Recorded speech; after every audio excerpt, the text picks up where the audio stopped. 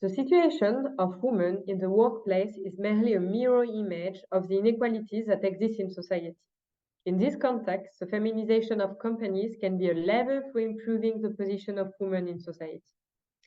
Within companies, we observe that women are still underrepresented in executive roles.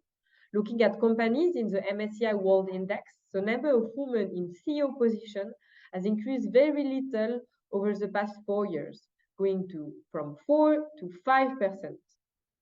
These figures conceal heterogeneous sectorial realities, and the financial sector is not one of the best performers. The share of women in the financial sector worldwide is estimated at a quarter. Among them, 21.9% of executive positions in the financial sectors are held by women in 2019, which is still far below parity. The asset management industry is not an exception.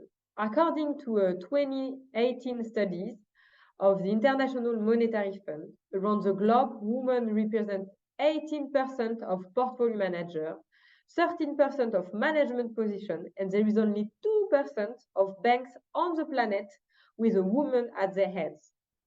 Happily, sustainable finance tends to feminize the industry, and women play a key role in this transformation of the financial industry. The French Sustainable Forum conducted a study in 2020 shows that the proportion of women is slightly higher in sustainable fund management, 25%, than in traditional fund management, 19%. We observe that a greater number of women in the financial industry will result in a greater stability of the banking system and economic growth. Companies who promote gender diversity within their management team outperform their competitors financially up to 25%. This company will be in a better position to attract the best talent and will be more innovative. A Bank of America study from March 2021 concludes that companies with more than 30% women on their board experience less profit volatility.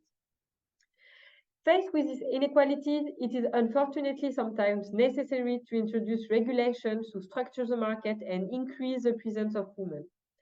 France is a pioneer in this field. In 2021, France adopted the Rixin law, which aimed to accelerate women's participation in economic and professional life.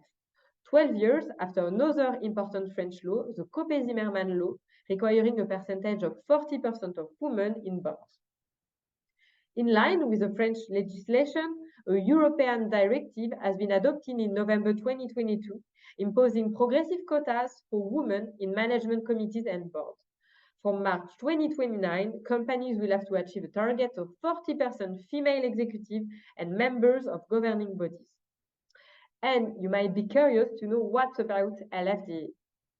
As a responsible company, LFD takes the issue of feminization very seriously.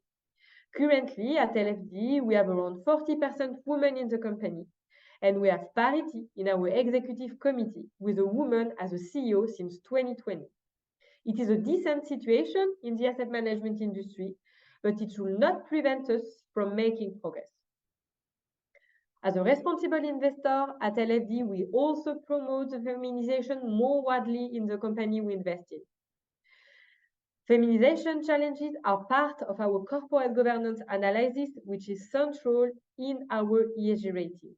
A healthy governance structure must be able to provide a balanced place for women, even in predominantly male sectors.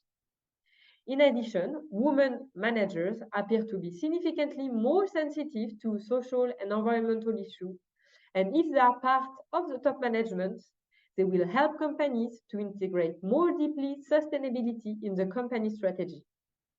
Feminization is also a topic of engagement with the company, and we collaborate with them to help them improve themselves on these topics over the long term.